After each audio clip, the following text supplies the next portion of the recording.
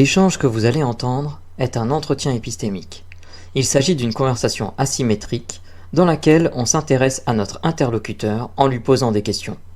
Au travers de celle-ci, nous cherchons à comprendre les raisons qui motivent son avis. L'objectif principal de cette forme de conversation est de passer un moment agréable et mutuellement enrichissant. Bonjour tout le monde. Salut Félix. Comment vas-tu? Très bien, je te remercie. Très bien, très bien. Ok, ça va, tu Alors, passes un bon dimanche? oh, impeccable, comme toujours. Comme toujours. Ok. Puis seul. J'ai pas D'accord, de bon, bah, enfants autour de moi. tu vas avoir pleinement le temps de te concentrer, et voilà, de nous Absolument. parler du militantisme et Alors, de ce que tu en penses en fait. pourquoi je suis montée?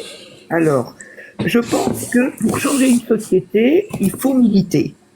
Pour militer, D'accord? il faut être éclairé et être radical, parfois jusqu'à l'extrême. Donc, dans la question, il y a l'explication, en fait. D'accord. Donc, oui, il faut être...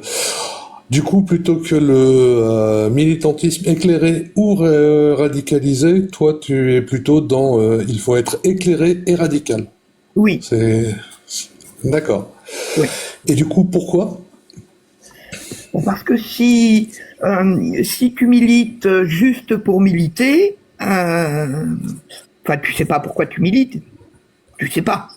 Euh, Comment ça? ben, tu suis ce qu'on te dit. Bon, tu crois en quelque chose, tu suis ce qu'on te dit et tu n'agis pas en fait. Donc, pour agir correctement, il faut être éclairé, bien évidemment. Si Ouais.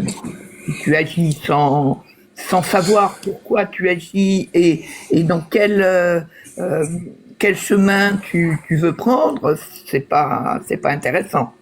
Donc, il faut être éclairé. Et il faut aussi être radical parce que pour faire entrer des idées, toutes les grandes, toutes les grands militants de toujours ont été des radicaux et pas seulement suivre Pierre, Paul ou Jacques parce qu'il a les mêmes idées que toi, quoi. Il faut agir et agir parfois de façon radicale. Voilà. D'accord. Et du coup, sur la radicalité, tu penses qu'il faut être radical, enfin voilà, que c'est vraiment fondamental et voilà, que la radicalité est fondamentale à combien de pourcents? C'est zéro, bah non, faut pas être Oh, on va radical dire du tout. non, 70%. 100%, Non, pas 70%. 100%. D'accord. 70%, parce que être extrémisme, j'aime pas l'extrême. En fait, j'ai un peu de mal avec les extrêmes, sauf Ouais. pour certaines questions, mais non, je dirais 70%. 70%, Oui. d'accord. Donc oui, c'est assez fort, mais pas non plus, voilà, comme tu dis, bah, pas extrême non plus dans le radicalisme. Et du coup, sans parler d'extrême, simplement être à 75%, soit 80%, pourquoi en fait tu n'es pas de ce côté-là? Ce qui n'est pas non plus l'extrémisme à 100%, je veux dire. Oui, oh, parce que je sais pas trop pourquoi finalement. Je dis 70%. Parce que je voulais pas aller au maximum, en Pas fait. aller trop. Et je voulais être plus au-dessus de 50. Mais Mais c'est pondéré quand même. mais pas, voilà, quoi. J'aurais pu dire 75% Ok. pour, Oui, non, mais après voilà quoi. Ok. ouais. Et du coup, sur la radicalité, est-ce qu'il peut y avoir, enfin, pourquoi faut-il être radical vraiment? Parce que tu disais tout le monde l'est, mais pourquoi il faut pas l'être trop non plus? Non, il faut l'être radical. Il faut être radical. Oui, Oui, si, mais pas extrême. mais pas extrême, voilà. Mais Quelquefois, pourquoi, il faut du même coup? aller jusqu'à l'extrême, dans certaines, enfin, je sais pas, les, comment dire, je suis en train de chercher dans ma tête et je trouve pas. c'est pénible.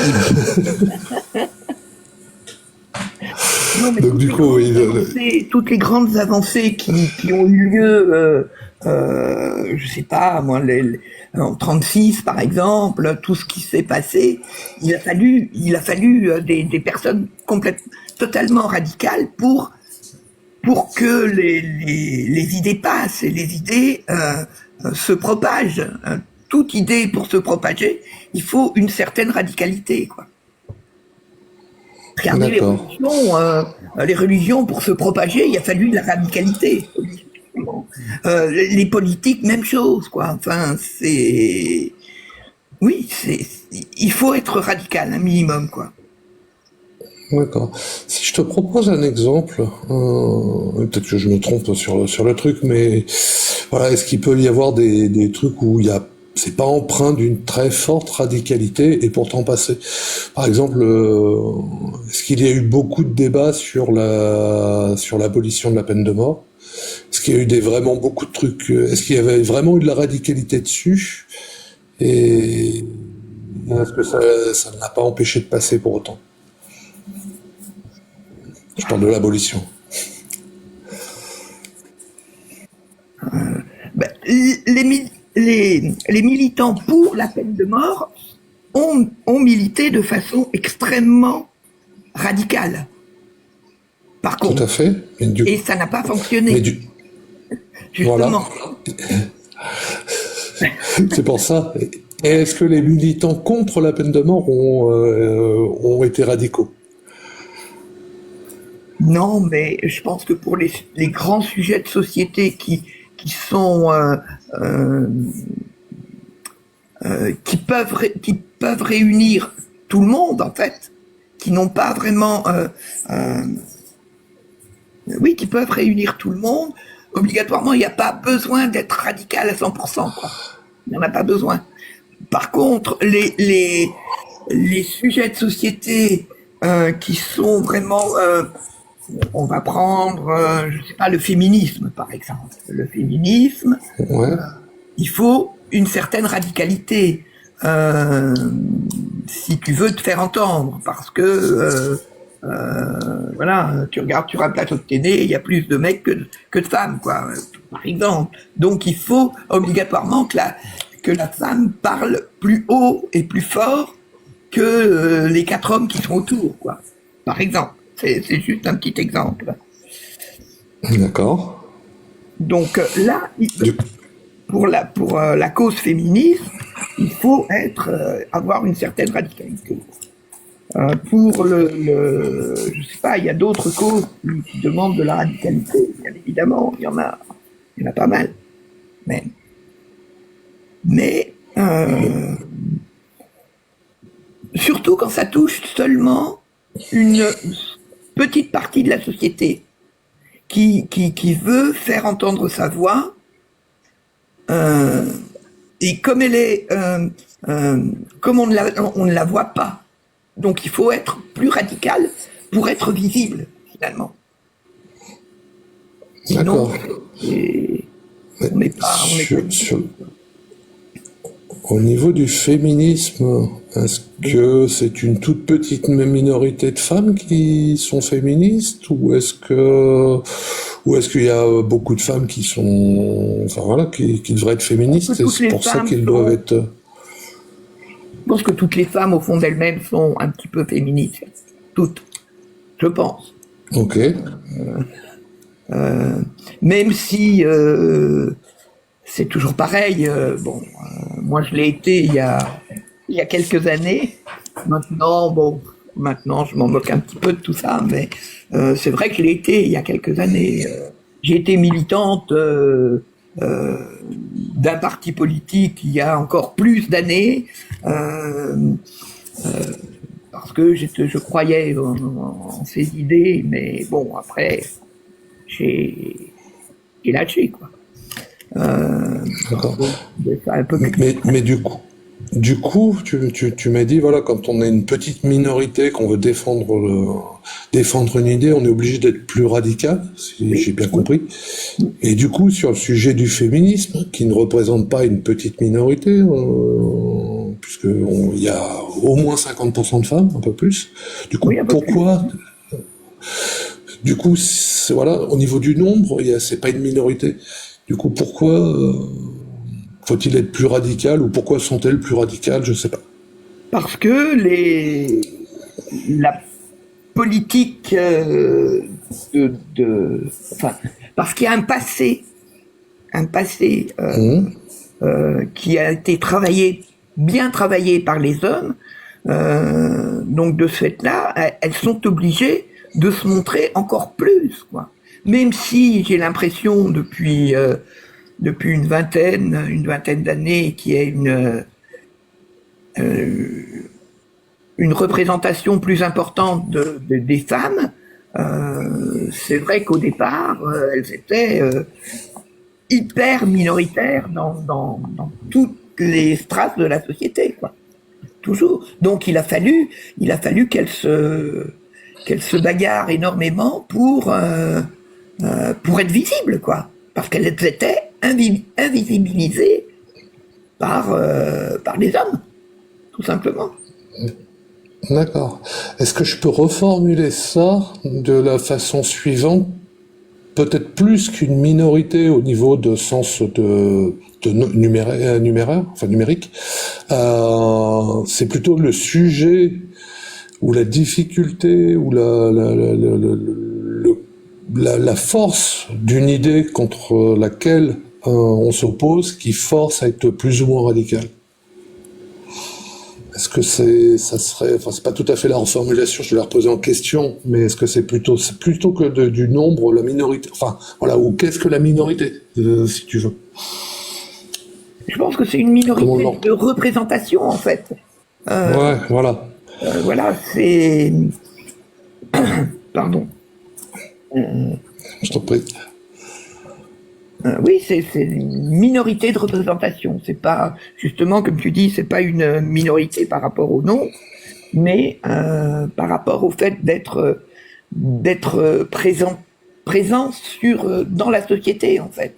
Et c'est vrai que les femmes avaient une présence dans la société minime il y a 30 ans. 30 ans, 40 ans, on n'existait pas, quoi. Enfin, pas toutes non plus, pas vrai.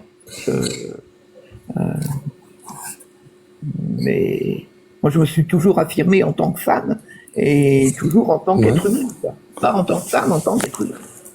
Voilà, au même niveau que l'homme, quoi. Pareil. Mais ça, Tout à fait, oui. il a fallu du temps, quoi. Il a fallu beaucoup de temps pour que la femme arrive à comprendre qu'elle avait une place dans la société. Et c'était pas évident. D'accord. Comprendre qu'elle avait une place dans la société. Oui, tu- Est-ce que tu penses que les femmes avant ne comprenaient pas qu'elles avaient une place dans la société? Enfin, absolument. peut-être mal. C'est-à-dire? Absolument. Bah, bon, on va dire, moi, quand j'avais 20 ans, c'est-à-dire il y a 50 ans, oui, il fallait être, pas être une femme, être un être humain. C'est-à-dire être, vivre comme un homme, en fait. C'est-à-dire prendre ses décisions,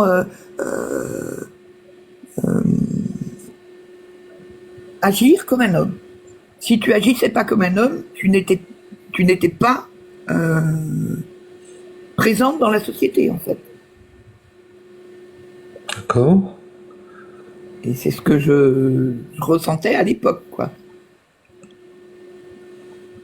Et c'est pas évident, c'est pas facile, c'est pas toujours facile.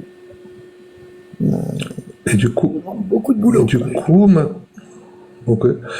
Et du coup, si je comprends bien, donc il y a 50 ans, il fallait agir comme un homme pour trouver une place, en fait. Oui. Et actuellement, on peut plus agir comme une femme pour trouver une autre place ou la même place ou une place. Ben, je Enfin pense. voilà, trouver sa place. Je pense qu'aujourd'hui, il y a quand même eu d'avancées de fait. Mais grâce justement aux militants qui ont travaillé sur ce sujet pendant des années et des années. Et c'est vrai que maintenant, une femme peut s'affirmer en tant que femme, alors qu'avant, elle ne pouvait pas. D'accord.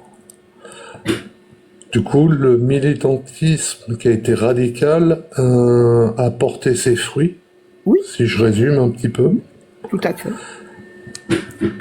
Et du coup, on entend beaucoup, enfin je pense que tu entends sur les réseaux, voilà, justement parler du féminisme, où justement il y a la radicalité qui est décriée, on va dire, par une frange de la population. Qu'est-ce que tu en penses?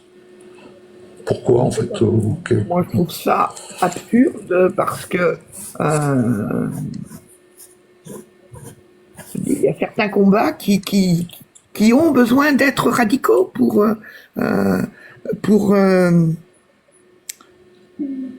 que les mentalités changent et faire changer une mentalité. La mentalité d'un peuple, c'est pas évident, ça se ferait pas avec de jolis mots, de jolies phrases. C'est pas suffisant.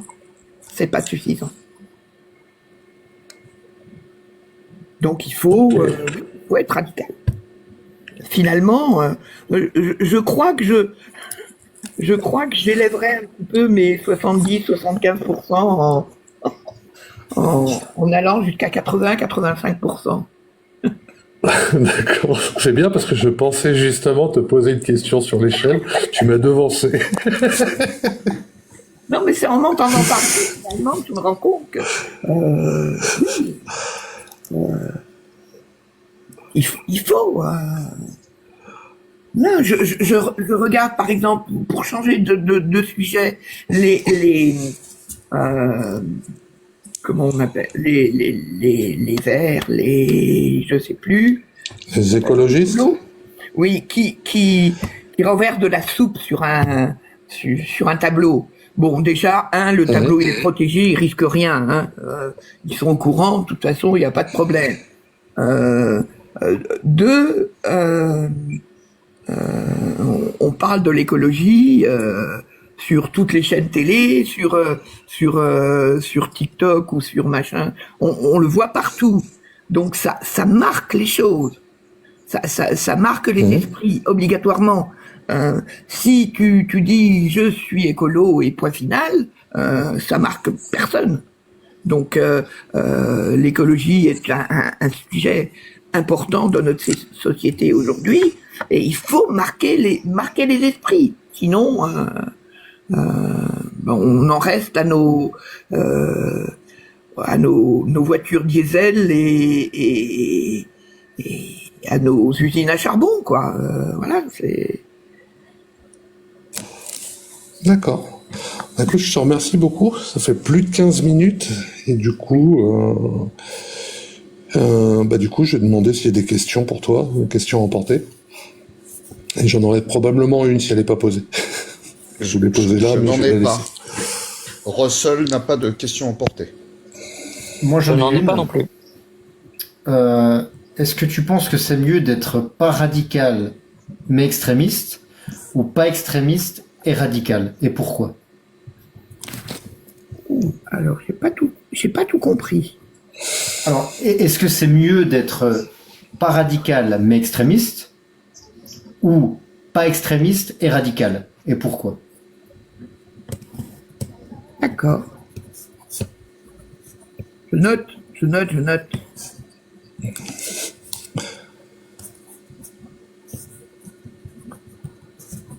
Ok. Donc Russell, on n'a pas de questions. Régis, John? Pas de questions, moi, pour moi.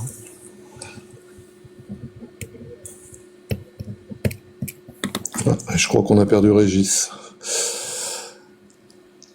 Bon, il interviendra s'il revient et qu'il a une question. Je vais quand même te poser ma question, parce que du coup, elle n'a pas tout à fait été posée. C'est une question que je voulais te poser. Alors, comment la formaliser correctement? Est-ce que, tu vois, par exemple, je t'avais pris le sujet de la peine capitale, on va dire, et de l'abolition. Et Et du coup, il y a et on pourrait le prendre sur pas mal de sujets. Du coup, la radicalité, des fois, ne fonctionne pas, tout simplement. Mais est-ce que la radicalité peut-elle être contre-productive, en fait?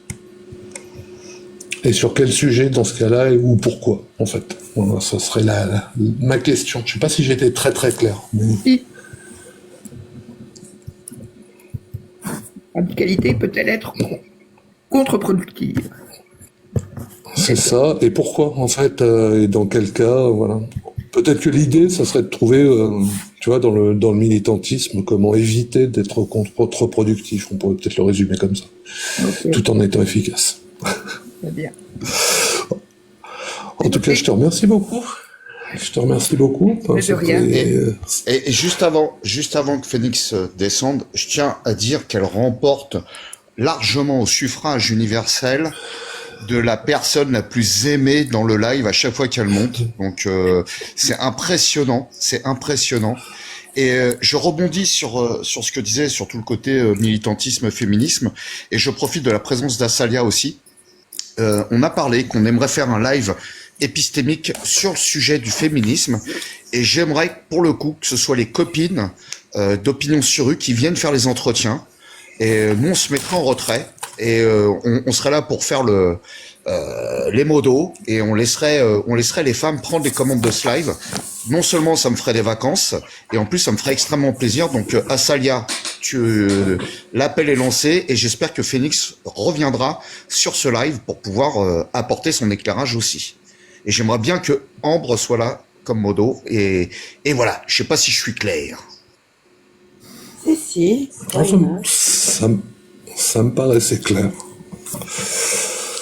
Voilà. Et du coup, je vais quand même poser la question à Phoenix. Comment ça s'est passé, Russell? Très bien. Bien, comme d'habitude. J'aime Ça bien va parler chez vous. J'apprécie. Et du coup, t'as pu réfléchir, parce que j'ai vu que t'avais changé justement ton échelle, donc du coup, Ah bah oui, ça t'a permis de... Ça c'est certain. C'est certain que j'ai changé, j'ai augmenté. Je pense que c'est vrai que il faut être radical, oui, pour être entendu. Tout à fait. D'accord. Voilà. En tout cas, je te remercie beaucoup. Et puis, je te dis à très bientôt, je pense ça. Bon, Et puis, je te souhaite un bon dimanche, une bonne fin de dimanche.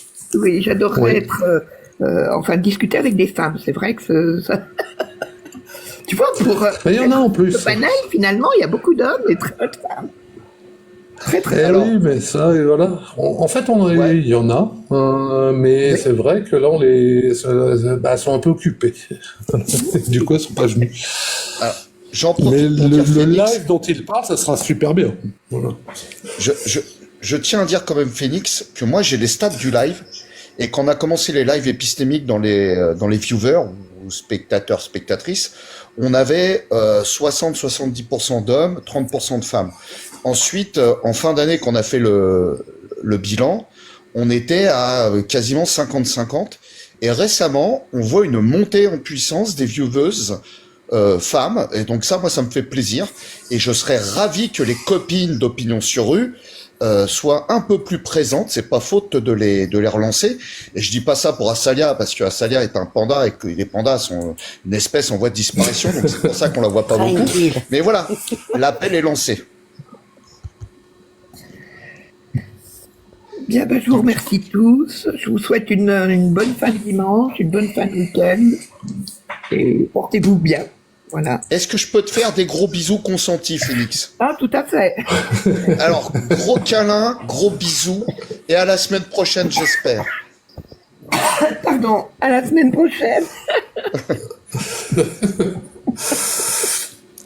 Et je crois que tu peux descendre toute seule maintenant. Oui, je sais descendre toute seule. Eh ben, super.